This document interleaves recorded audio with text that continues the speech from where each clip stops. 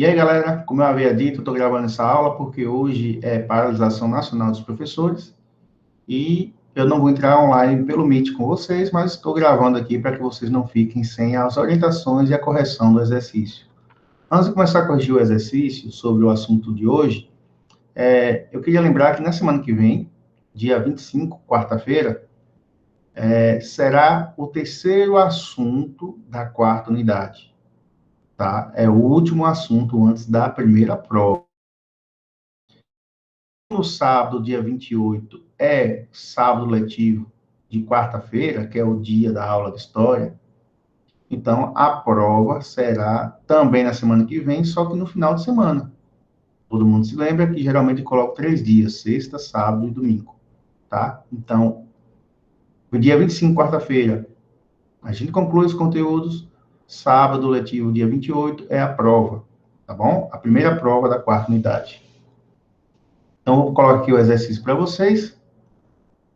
Lembrando que hoje nós estudamos o Segundo Reinado, com foco na economia da época, né? Economia do Império, no governo Dom Pedro II, e também a política externa.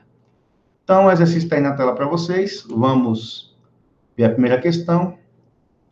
A questão Christie, que aconteceu entre 1862 e 1865, foi um problema diplomático que envolveu o Brasil e qual país? Bom, para quem assistiu à aula, viu que a questão Christie foi um problema de relações diplomáticas entre o Brasil e a Inglaterra, tá? Primeiramente foi a questão do navio inglês que afundou e a sua carga foi saqueada por brasileiros. Então, o embaixador inglês no Brasil, William Christie, exigiu o ressarcimento financeiro dessa mercadoria. E a segunda questão foi a prisão dos marinheiros ingleses que estavam fazendo baderna no Rio de Janeiro, bêbados, tá? Então, tudo isso estremeceu as relações entre Brasil e Inglaterra até o rompimento dessas relações, que só foram reatadas, com a chegada da Guerra do Paraguai. A Inglaterra tinha interesse em acabar com o Paraguai porque não aceitava uma potência industrial aqui na América do Sul que não dependesse da economia inglesa. Mas, enfim, então, a questão Christie envolveu o Brasil e a Inglaterra, só que, em alguns momentos, chama-se Inglaterra de Reino Unido, tá? Então, fiquem atentos a isso, porque no vestibular ou no Enem, pode falar Inglaterra ou Reino Unido, e vocês vai se tratar da mesma coisa, tá bom? Então, a letra A é a correta dessa questão, tranquilo. Vamos para a segunda questão, que fala sobre o café. Eu estava lembrando a vocês que no Enem, nos vestibulares, certamente vai cair alguma questão sobre o café, tá? Que foi um produto que sustentou a economia brasileira por quase 100 anos, uns 80 anos mais ou menos. Então, o café esteve presente em muitos momentos da história brasileira e carregou o Brasil nas costas, por assim dizer, porque era o produto que dava mais dinheiro ao Brasil. Então, essa questão é da Unesp. A expansão da economia do café para o oeste paulista, na segunda metade do século XIX, e a grande imigração para a lavoura do café trouxeram modificações na história do Brasil. Então, ele está dizendo que a produção do café e a imigração, né, mudaram a história do Brasil. De que forma? É o que nós vamos ver aqui. Com o fortalecimento da economia de subsistência e a manutenção da escravidão, com a diversificação econômica e o avanço do processo de urbanização, com a divisão dos latifúndios no Vale do Paraíba e a crise da economia paulista, com o fim da república oligárquica e o crescimento do movimento camponês, com a adoção do sufrágio universal nas eleições federais e a centralização do poder.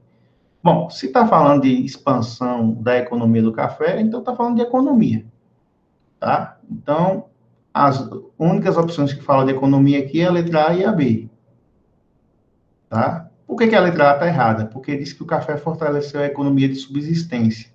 A economia de subsistência é aquela voltada para o próprio consumo. Isso é falso, tá? A economia do café não era voltada para o consumo aqui no Brasil, era voltada para a exportação. Claro que aqui no Brasil se consumia café, mas ninguém ia plantar o café em grande escala para ficar tomando café dentro de casa. Se produzia, ou seja, para a sua subsistência, para o seu sustento. Você plantava para vender, para a exportação, tá? Então, a correta é a letra B, né? Com a economia do café, com a economia cafeeira, houve uma diversificação econômica, por quê? Porque o dinheiro do café rendeu tanto que deu para investir em outras áreas, como eu citei lá no vídeo, com o dinheiro do café se investia nas indústrias, então os caras diversificavam seus investimentos, né? O café já dava dinheiro, estava sobrando dinheiro, eu vou investir em outras coisas para ganhar mais dinheiro, tá? Então isso é diversificar a economia, é deixar que a economia seja uma coisa só para ser outras coisas também, tá bom? Então, e também, por causa do café, teve um avanço do processo de urbanização. Quem se lembra, eu disse que as grandes cidades foram urbanizadas, receberam melhorias, como calçamento, energia, né, iluminação pública, e os bondes, né, a questão dos transportes urbanos. Então, a letra B está correta. Essa é a consequência da economia cafeeira e da imigração para a história do Brasil. Vamos para a próxima questão. A economia cafeeira sustentou financeiramente o Brasil durante o Segundo Império, sendo ainda a fonte de acumulação de capitais necessários ao posterior processo de industrialização da economia nacional, que eu acabei de falar. O que eu disse há pouco na questão anterior? Que o café sustentou o Brasil, né, que o café foi possível acumular muito capital, muito dinheiro. Esse dinheiro acumulado deu para investir na industrialização do país, né? Falei tudo isso. Mas qual outro setor, além das indústrias, foi estimulado com a economia cafeeira? O setor de transportes marítimos, o setor de transportes fluviais pelos rios, o setor de transporte ferroviário ou o setor de transporte rodoviário? Bom, rodovias não existiam no Brasil naquela época, até porque não tinha carro ainda, né? Só tinha várias estradas que eram percorridas por animais de carga, né? Cavalos, burros, mulas, enfim, etc. Então, vocês viram na videoaula que o dinheiro do café propiciou a construção de ferrovias, então é o transporte ferroviário. Por quê? Porque era necessário que as ferrovias fossem até o café, para trazer o café até o porto, de onde era embarcado em navios e seguia para a Europa e Estados Unidos, que estavam doidos pelo café brasileiro.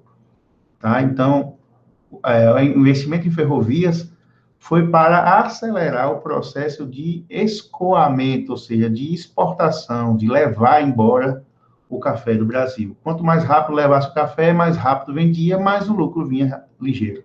Tá bom? Então, o setor que cresceu com o dinheiro do café foi transporte ferroviário. Essa questão aqui é um pouco grande, mas vamos lá. O IFE de São Paulo, né? A pergunta da segunda metade, a partir da segunda metade do século XIX, o Brasil viu surgir gradativamente o declínio da mão de obra escrava, ou seja, começou a diminuir a mão de obra escrava. Lembra da proibição do tráfico de escravos? Pois é. E para compensar, a introdução da mão de obra livre do imigrante, que se dirigiu à lavoura cafeeira. Foi o que eu falei na videoaula, né? Com o fim do tráfico de escravos, o número de escravos começou a diminuir, então veio a imigração italiana para compensar essa falta, tá? Sobre a relação café-mão de obra, assinale a alternativa correta. O café prosperou na Bahia? Falso, de cara. Né? Em nenhum momento na videoaula eu falei que o café vingou aqui na Bahia. Pelo contrário, eu disse que foi o cacau, né? Se você se lembra. Mas não teve café na Bahia, não, tá bom? Então já para por aí. B. A lavoura cafeeira se estendeu do norte de Paraná até o oeste de Santa Catarina? Falso. Eu disse a vocês que a concentração do café, primeiramente, foi no Rio de Janeiro e sul de Minas. No segundo momento, foi entrando no interior de São Paulo, no Vale do Paraíba. E no terceiro momento, foi para o oeste de São Paulo, onde o café teve destaque. Então, nada de Paraná e Santa Catarina, esqueçam isso. O café se instalou desde o Pará até São Paulo? Falso. Então, se fosse assim, as plantações de café atravessariam o Brasil inteiro, que o Pará é lá no norte, né, e São Paulo no sudeste, então seria milhares de quilômetros de cafezais. Isso é falso. Então, já para por aí. D, o café produzido em latifúndio se estendeu por todo o litoral brasileiro. A mão de obra escrava era responsável pelo plantio e a imigrante alemã pela secagem e descascagem, havendo a harmonia de convívio de trabalhadores e patrões. Gente, o café não era... No início foi no litoral brasileiro, mas só foi no início mesmo, quando era no Rio de Janeiro. Depois que foi para São Paulo, o café era produzido no interior. Então, essa questão aí está falsa, essa opção. Só sobrou a letra E, a lavoura cafeeira, por se adaptar melhor às áreas temperadas, mais frias, encontrou na zona da mata de Minas Gerais e depois na província de São Paulo as condições ideais. Na região do Vale do Paraíba, a produção ocorreu de maneira tradicional, sendo utilizada a mão de obra escrava. Estendendo-se para o interior paulista, a mão de obra do imigrante italiano substituiu a escrava, inicialmente através de parceria e depois do sistema de colonado. Perfeito. Letra E é a questão correta quando se trata de relação café-mão de obra, tá bom? Então é isso, gente. Tá aí a correção do exercício. Se não entendeu, volte aqui o vídeo quantas vezes for necessário para atingir o entendimento. Se não está conseguindo aqui, volte lá na videoaula ou leia o conteúdo no livro e depois volte aqui para a correção para entender melhor, tá bom?